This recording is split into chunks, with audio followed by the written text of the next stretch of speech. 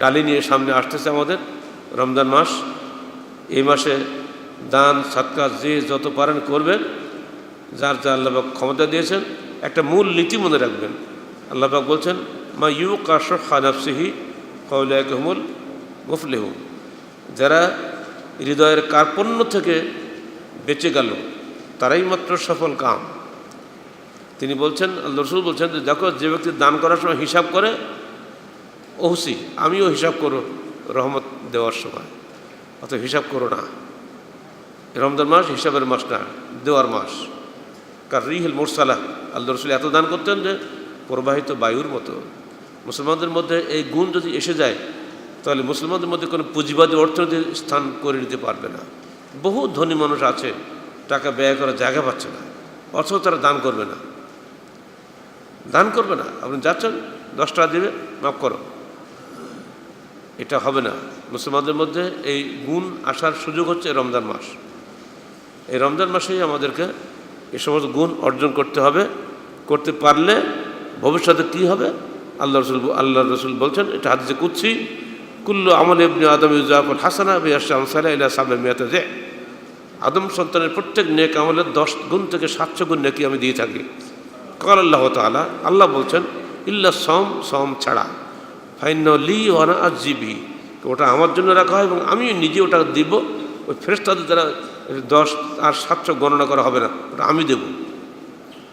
কারণ এদা ও শাহাওয়াতা ও তামাউ মিন আজলি, সে আমারই কারণে তার যৌনাকাঙ্ক্ষা এবং খানাপিনা পরিত্যাগ করেছে। মানে এমন কেউ সিয়াম পালনকারী নেই যিনি গোপনে পিপাসায় কাতরে 1 গ্লাস পানি কখনো খেয়েছেন, এমন লোক বোধহয় খুঁজে পাওয়া যাবে না। গোপনেও সে খায় না, গোপনেও সে অন্যায় করে না। তাই আল্লাহ বলছে যে গোপনেও অন্যায় করেনি, এক ঢোক পানি খায়নি, আর আমি তাকে নিজে দেব, তোমাদের দ্বারা দেব না।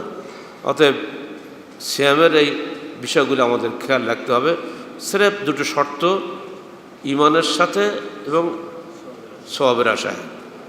যদি আমরা, এটা হাদিসে রয়েছে, বহু সায়েম রয়েছে যে উপোস থাকা ছাড়া তার কিছু থাকে না, বহু কায়েম রয়েছে সে সালাতে আসে, সালাতের উঠা পড়া ছাড়া তার কিছু ভাগ্যে জোটে না।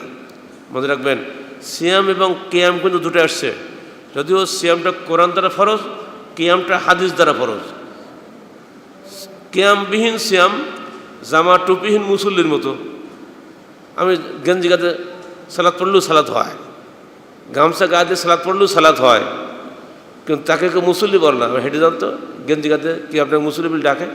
কিন্তু আপনি জামা টুপি পরে যখন রাস্তা হাঁটবেন, আপনি কিছু বলা লাগবে না, অসংখ্য সালাম আপনি পাবেন। ও সালাম কিন্তু আপনার টুপিকে দেয়, পাঞ্জাবিকে দেয়, আর আপনি গেঞ্জি গায়ে জান দিয়ে কি আপনার সালাম দেয়? তার মানেটা কি? জামা টুপি যেমন একটা মানুষের সততার বাহ্যিক নিদর্শন, কিয়াম ঠিক তেমনি একটা তারাবি, ঠিক অমনিভাবে সিয়াম বা সায়েমের জন্য একটা নিদর্শন। সিয়াম রাখে, কিয়াম নেই। এখানে বেশি বাড়াবাড়ি করতে গিয়ে আমরা না, এখানে আমি তাহাজ্জুদ পড়ব। সিয়াম রাখবেন যারা, তাদেরকে অনুরোধ করবো, এই একই হাদিস কিন্তু ওটা ওমান কামা রমাদান একই সঙ্গে আসছে।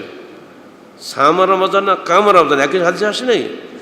কিয়ামকে যেন হালকা মনে করবেন না। আপনি যদি পড়েন, একাকি তাহাজ্জুদ পড়েন, ওমর ফারুক এটাকে বেশি তরজিহ দিয়েছেন নিজের জন্য। ওমরের তাহাজ্জুদ আমাদের তাহাজ্জুদ এক না। আমরা তাহাজ্জুদ পড়তে গেলে দ্রুত পড়লে 15 থেকে 20 মিনিট সময় লাগে, আর এমন তাহাজ্জুদ আছে যে শিখে রাখতে চলে যায়, ওই তাহাজ্জুদ তো আমরা পড়তে পারি না। অর্থাৎ আমাদের মতো দুর্বল মুসলমানদের উচিত হলো তারাবিতে যোগদান করা, যাতে ইচ্ছা হোক অনিচ্ছা হোক অন্তত 1-1.5 ঘন্টা আল্লাহর সামনে দাঁড়িয়ে থাকতে পারি। কথা বলছেন? যারা ইতিকাফ করবেন তারাও কিন্তু তারাবির সঙ্গে যোগ দিবেন। অনেক আলেম আছেন, জামাত শুরু হয়ে গেছে, উনি সুসুকে ঢুকে পড়ে তার খিমার মধ্যে, জি না, উনি তাহাজ্জুদ পড়বে, এটা না। আল্লাহ রাসূল যেহেতু সবাইকে নিয়ে 3 রাত তারাবি পড়েছেন, আমাদের কর্তব্য 3 রাত তারাবি পড়া, এটাই করতে হবে। পরিশেষে আপনাদের একটা সুসংবাদ শুনিয়ে দিই।